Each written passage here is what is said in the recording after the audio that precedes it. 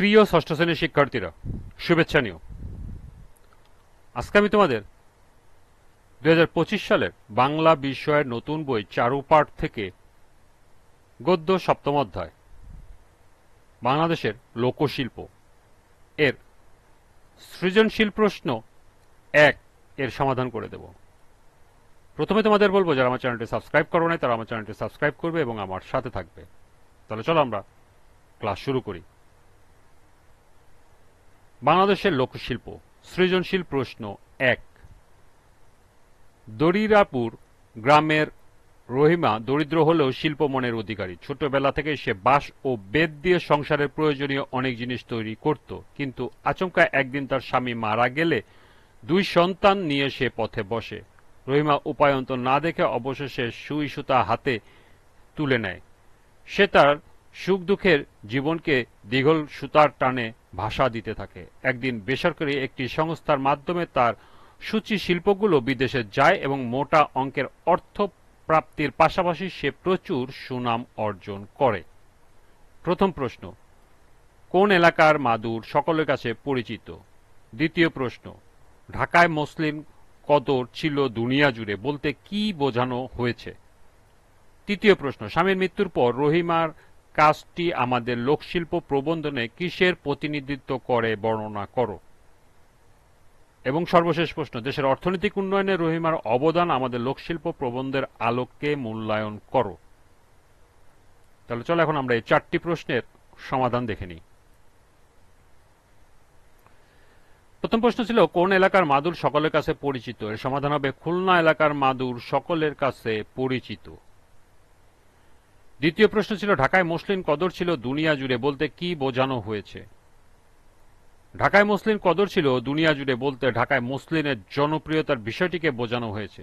মিহি সুতা আর অপূর্ব দক্ষতায় বোনা ঢাকায় মসলিন দেশের গণ্ডি ছড়িয়ে বিদেশেও আলোড়ন তুলেছিল। ঢাকা শহরের অদূরে ডেমরা এলাকায় তাঁতিরা মসলিন কাপড় বুনত। ঢাকায় মসলিন তৎকালীন মোগল বাদশাহের বিলাসের বস্তু ছিল। এ কাপড় এতই সূক্ষ্ম ছিল যে ছোট্ট একটি আংটির ভিতর দিয়ে কয়েকশো গজ মসলিন প্রবেশ করিয়ে দেওয়া সম্ভব হতো। অসাধারণ এই বৈশিষ্ট্যের কারণেই ঢাকার মসলিন ছিল কদর ছিল দুনিয়া জুড়ে। তৃতীয় প্রশ্ন ছিল, স্বামীর মৃত্যুর পর রহিমার কাজটি আমাদের লোকশিল্প প্রবন্ধের কিসের প্রতিনিধিত্ব করে বর্ণনা করো? স্বামীর মৃত্যুর পর রহিমার কাজটি আমাদের লোকশিল্প প্রবন্ধে নকশিকাঁথা তৈরির বিষয়টি প্রতিনিধিত্ব করে। নকশিকাঁথা আমাদের একটি গ্রামীণ লোকশিল্প। এ কাঁথার প্রতিটি সূচের ফোড়ের মধ্যে লুকিয়ে থাকে এক একটি পরিবাহের কাহিনী। আমাদের লোকশিল্প প্রবন্ধে লুপ্তপ্রায় নকশিকাঁথার বর্ণনা দেওয়া হয়েছে। গ্রামের মেয়েরা প্রধানত বর্ষাকালে একসাথে বসে নকশিকাঁথা সেলাই করে।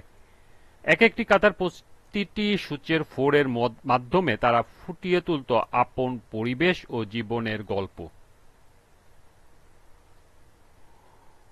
উদ্দীপকে পলাশপুর গ্রামের রহিমা তার স্বামীর মৃত্যুর পর 2 সন্তানকে নিয়ে পথে বসে। সৃজনশীল ও শিল্পমনের অধিকারী রহিমা সংগ্রামের পথ ধরে সুই সুতা হাতে তুলে নেয়। তার দীঘল সুতার টানে নকশিকাঁথা ভাষা পেতে থাকে নিজস্ব সুখ দুঃখের জীবনালেখ্য। একসময় অর্থের পাশাপাশি এইসব নকশিকাঁথা তাকে যথেষ্ট সুনামও এনে দেয়। সুতরাং বলা যায় রহিমার কাজটি আমাদের লোকশিল্প প্রবন্ধ উল্লেখিত নকশিকাঁথা তৈরির ঐতিহ্যের দিকটিও প্রতিনিধিত্ব করে।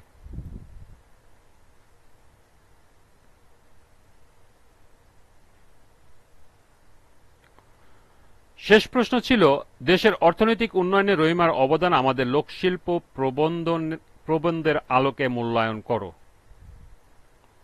আমাদের লোকশিল্প প্রবন্ধের বক্তব্যের আলোকে বলা যায়, যথার্থভাবে লোকশিল্পের প্রসার ঘটাতে পারলে উদ্দীপকে রহিমার অবদান আমাদের দেশের অর্থনৈতিক উন্নয়নে গুরুত্বপূর্ণ ভূমিকা রাখতে পারে।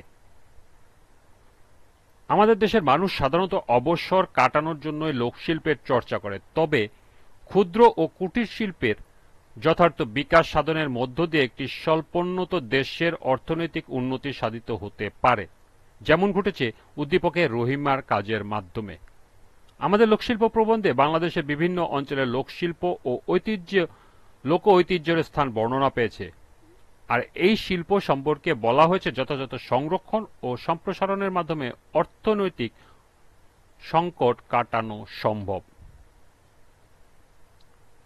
উদ্দীপকের রহিমার কাজটি কুটির শিল্পের একটি অনন্য উদাহরণ। রহিমা সুশিল্পের মাধ্যমে তার অবস্থার উন্নতি সাধন করেছে।